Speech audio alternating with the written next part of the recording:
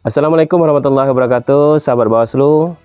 Bersama Bang Was di program Ngopi Bebas, Ngobrol Pemilu bersama Bang Was. Baik sahabat Bawaslu, saya lagi berada di replika Istana Damnah, Kabupaten Lingga. Pada hari ini kita akan bincang-bincang bersama narasumber yang membidangi tentang pengawasan. Bersama saya Pak Ardi Aulia, ST. Apa kabar Bang? Alhamdulillah sehat ya. Sehat.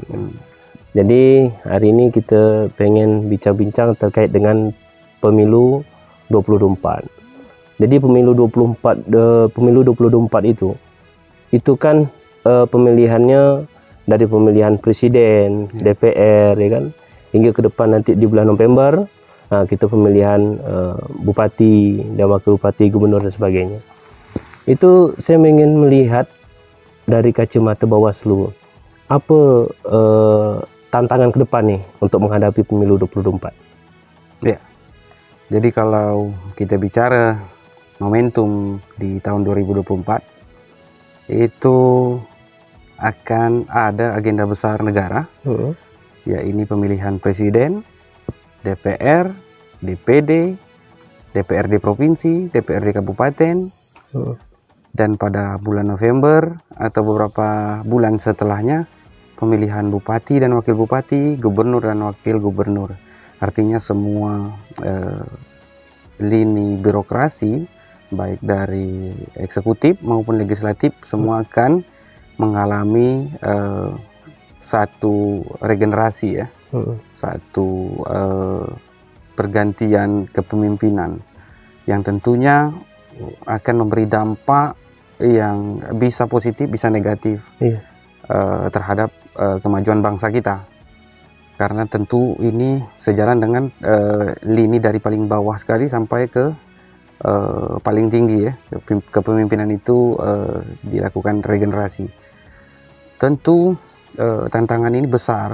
Tantangan ini akan memunculkan satu beban besar bagi penyelenggara, di mana penyelenggara dibebankan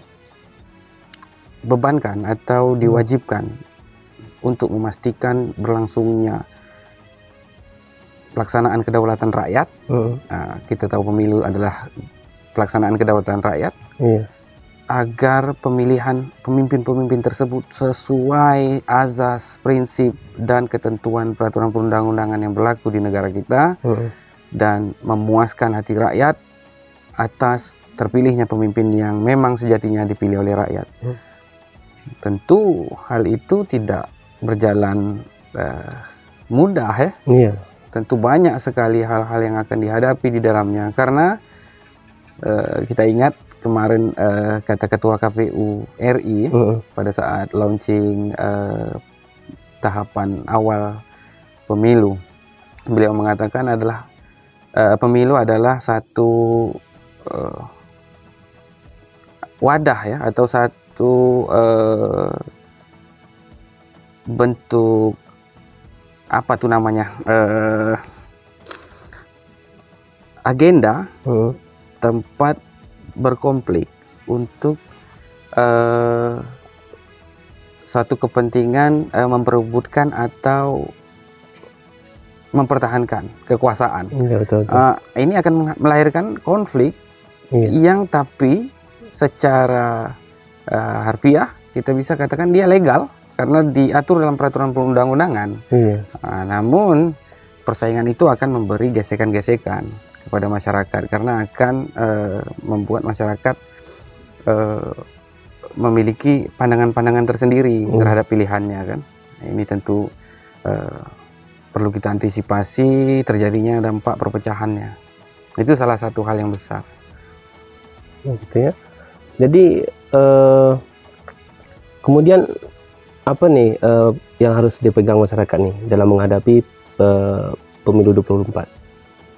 Oke, jadi kalau Bawaslu memandang hal dasar sekali atau hal prinsip sekali yang harus dimiliki masyarakat adalah masyarakat harus cerdas dalam memilih. Masyarakat harus paham seperti apa demokrasi dalam pemilu itu harusnya berlangsung ya, atau terlaksananya seperti apa. Dan itu menjadi tugas beban Bawaslu salah satunya, untuk mencerdaskan pemilih melalui sosialisasi, pendidikan politik dan sebagainya. Dan tentu ini tantangan yang cukup berat, apalagi kalau kita bicara Kabupaten Lingga. Iya, betul. Nah, Kabupaten Lingga sendiri secara geografis itu terpisah-pisah ya, pulau-pulau. Masyarakatnya menyebar di, kalau tidak salah data yang kita miliki sekitar 80-an atau 90-an pulau berpenghuni, yang mana TPS-TPS itu menyebar tuh. Menyebar, artinya semua pulau ini harus mendapatkan informasi yang sama, informasi yang sama, pemahaman yang sama tentang kepemiluan, yang mana nanti ada hubungannya dengan fasilitas yang tersedia di kabupaten kita. Nah, kalau kita bicara soal ini, maka kita kembali mungkin melihat pemilu di 2019. Bawaslu Lingga sendiri memiliki data setidaknya sekitar 20 desa dari 82 desa itu masih memiliki akses seperti informasi gitu ya. Teknologi informasinya sangat minim, sangat minim. Bahkan beberapa desa di antara 20 ini bisa dibilang blank spot ya, kosong, tidak bisa menggunakan fasilitas teknologi informasi, telepon, internet memang tak punya. Itu di 2019. Namun seiring perkembangan nampaknya ada perbaikan yang luar biasa, ada pembangunan yang cukup baik di Kabupaten Lingga, sehingga hari ini mungkin sekitar 95% wilayah Kabupaten Lingga sudah terfasilitasi jaringan komunikasi yang baik ya. Jadi pola apa Bang? Pola Bawaslu Lingga itu dalam menghadapi wilayah-wilayah yang sulit terjangkau nih teknologi seperti telepon dan sebagainya. Jadi langkah-langkah kan gini, ketika waktu penghitungan suara itu paling kita kan Bawaslu pusat, baik KPU atau Bawaslu, mereka butuh informasi yang cepat nih untuk mendapatkan hasilnya. Itu bagaimana tuh Bawaslu mengatasinya? Iya, jadi memang suka tidak suka, mau tidak mau, memang kita akan menghadapi kendala itu, dan sudah menghadapi memang kendala itu di 2019, yang sebaik-baiknya kita, semampu-mampunya kita memaksimalkan apa yang kita punya. Alhamdulillah berjalan baik, dan syukur-syukurnya di Kabupaten Lingga memang secara politik tidaklah terlalu ekstrim ya. Tapi masalah yang ada sebenarnya adalah sarana prasarana memang yang membuat kerawanan pemilunya muncul di Kabupaten Lingga. Karena tadi masyarakatnya kurang pengetahuan tentang pemilu akibat dari informasi-informasi secara digital, informasi TV dan sebagainya, itu tidak masuk ke wilayah mereka, sehingga mereka tak tahu siapa yang mau mereka pilih. Ini kan jadi kendala, jadi satu kerawanan. Mereka juga tidak mengenal peraturan pemilu. Mereka juga mungkin sebagian wilayah tidak ada masyarakat dengan tingkat pendidikan yang cukup, atau kita bisa anggap cukup untuk menjadi penyelenggara pemilu di TPS. Nah, ini kan menjadi kerawanan ketika salahnya. Alhamdulillah di Kabupaten Lingga hal itu dapat kita antisipasi.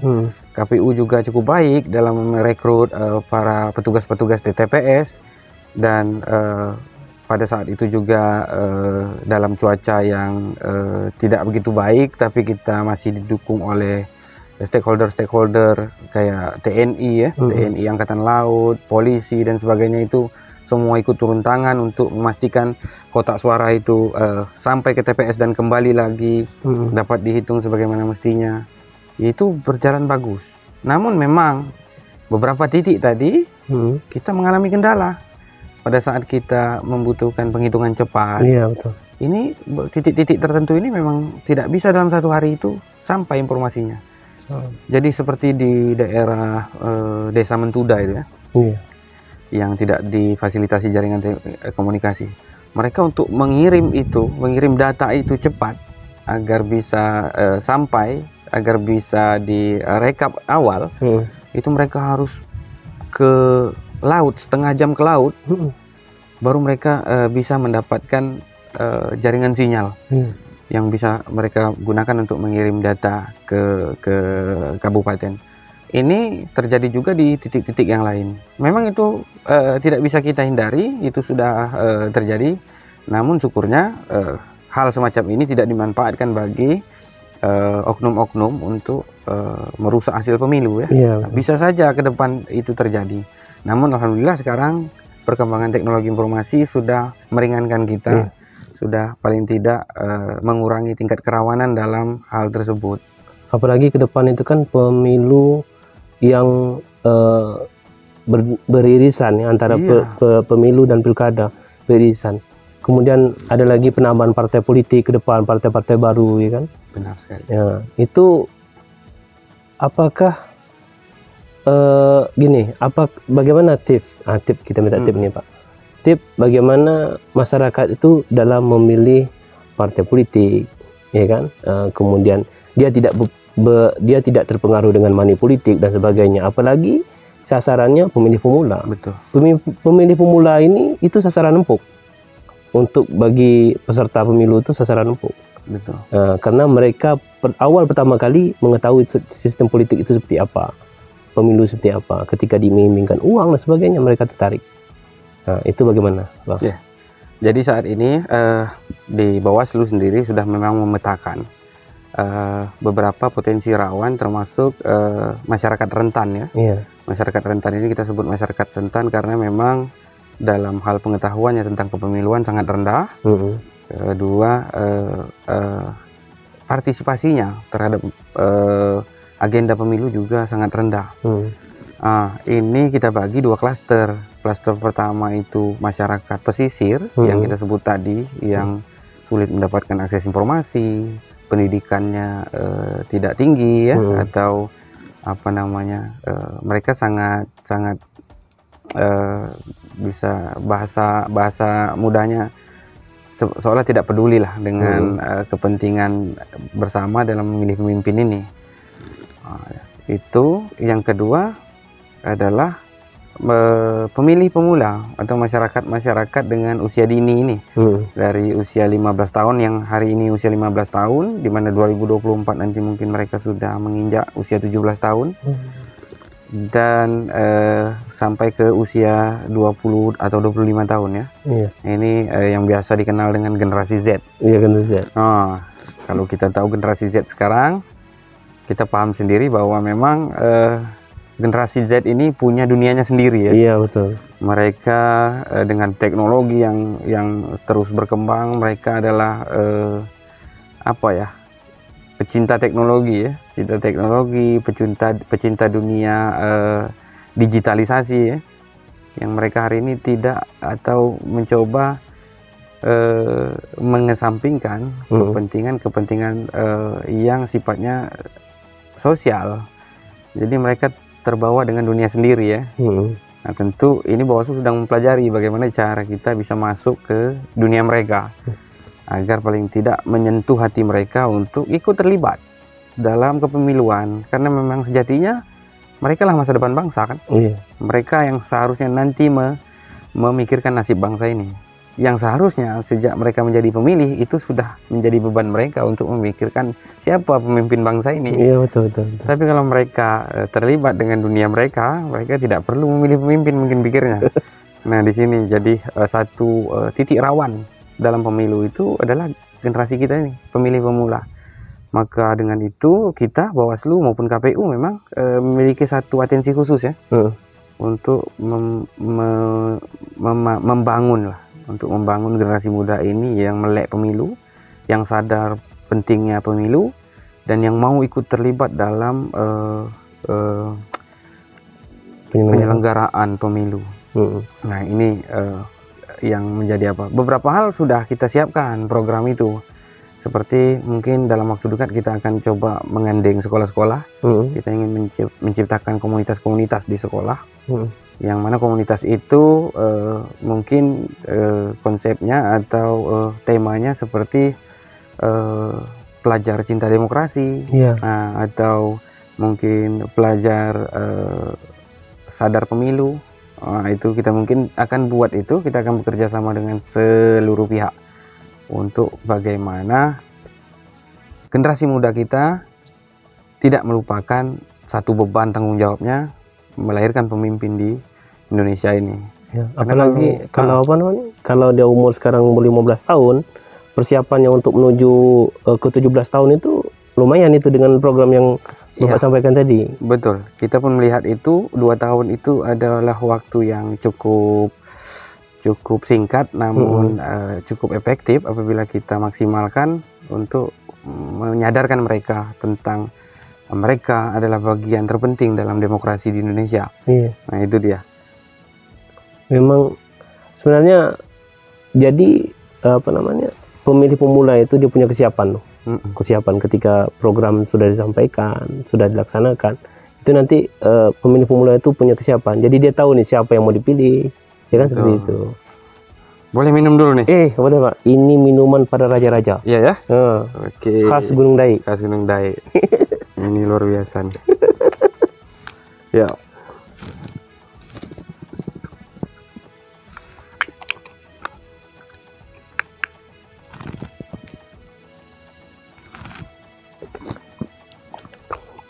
Macam air di rumah. Iya, betul. Jadi memang Kabupaten Lingga ini sebenarnya memiliki potensi yang luar biasa ya. Iya. Banyak sekali hal yang. Nah, tentu butuh pemimpin yang luar biasa juga. Iya, dalam mengolah ini. Iya. Untuk menciptakan Kabupaten Lingga lebih maju. Iya. Nah, tentu hal itu harus ada dalam pemilu. Iya. Artinya semua orang yang merasa mampu harus ikut berpartisipasi dalam pemilu, dan setiap pemimpin yang lahirnya baik itu berawal atau lahir dari pemilu yang demokratis, pemilu yang berdasarkan hati nurani rakyat memilih pemimpinnya. Betul. Nah itu dia. Makanya sekarang itu konsep dari ngopi bebas Bawaslu itu sekarang berubah ke outdoor. Wah, mantap nih. Jadi supaya apa? Supaya lebih nyaman, ya kan? Tidak di dalam ruang. Yang namanya pengawas itu kan harus di luar, nggak di kantor terus. Betul, ya kan? Betul sekali, iya. Tepat sekali. Jadi kemudian kedua, kita sambil memperkenalkan nih pariwisata, dan insya Allah nanti setelah sini kita bisa nanti berbicara nanti di di air terjun Resun, tempat-tempat wisata Kabupaten Lingga. Betul. Karena kalau podcast di dalam itu orang udah biasa. Ya, betul. Kan? Udah di mana-mana ya. Ada di mana-mana. Tapi kalau podcast yang kayak gini-gini belum ada lagi. Mudah-mudahan ngopi bebas Bawaslu ini yang perdana. Ya, itu harus didukung ya. Iya, sebenarnya harus didukung sama. Makanya bagaimana cara dukungnya nih? Dukungnya cukup like and subscribe. Mana dia orangnya? Kasih komen-komen di bawah kan. Kasih komen di bawah ini. Oke, betul. Nanti ke depan juga kita akan coba bahas banyak hal ya. Iya, banyak hal. Intinya dari sarana ini tentu harus menjadi sarana pencerdasan. Betul. Bagi masyarakat dalam menjadi pemilih di pemilu nanti. Sebenarnya yang ini nih, ini program ini sebenarnya kita menyongsong generasi Z tadi. Karena orang lebih suka menonton daripada membaca. Betul. Jadi ini betul-betul program yang bagus untuk menjadi edukasi untuk politik. Masyarakat yang pengen belajar politik, masyarakat ingin tahu tentang politik, masyarakat ingin tahu bagaimana cara pemilih yang baik. Betul sekali. Jadi cukup ada di sini di Ngopi Bebas sama Bang Was. Ya, mungkin itu dulu ya waktu kita. Terima kasih Pak Ardi Aulia atas ilmunya. Nanti kita bincang-bincang lagi di lain kesempatan. Ya, baik sahabat Bawaslu, terima kasih telah menonton sampai akhir. Jangan lupa like, subscribe, dan share. Komen-komen di bawah boy. Oke, wassalamualaikum warahmatullahi wabarakatuh. See you, bye-bye.